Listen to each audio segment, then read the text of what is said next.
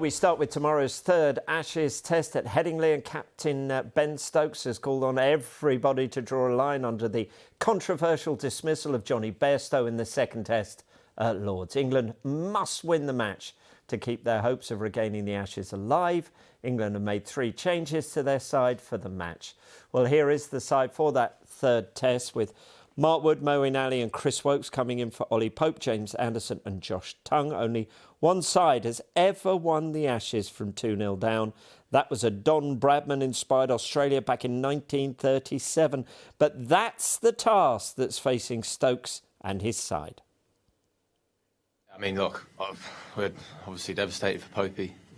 He's been a huge part of what we've managed to achieve over the last 18 months, and obviously being vice-captain, it's a real shame, not only for us but also for him in such a big series. And yeah, look, obviously Dan was in the squad as the sort of next batter in, but there was a few more things to consider around the team that we ended up picking.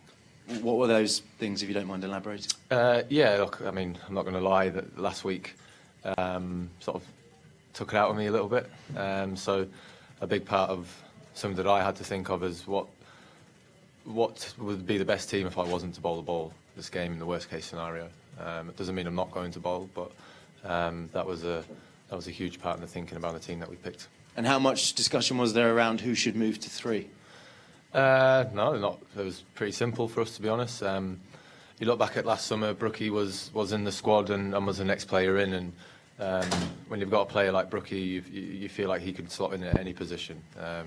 If something was to happen last summer, you know, and from our 1 to 6, Brookie would have, you know, came in any position, and we feel that, you know, Brookie's the type of player who will just take the responsibility and just crack on with it. And we obviously want to keep Joe at 4 because he's a remarkable player, and Johnny moving up to 5 was just to get him into the game earlier, and the things he did last summer in that number 5 position is quite hard to look past. So yeah, the change in the batting order was actually very simple, to be honest. And Mark Wood in, James Anderson rested. Was that always the plan, or is that reflective of Mark Wood's fitness and James Anderson's performances so far? Look, we were very sort of open and honest and clear with each other before the series started that it's going to be a very tough ask to ask all the bowlers to play every game this summer.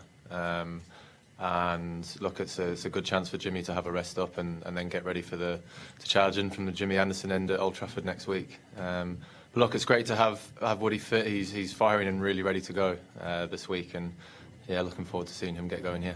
In terms of the events at Lord's, to what extent can you use them to galvanise the group, and to what extent do you need to be aware of too much emotion?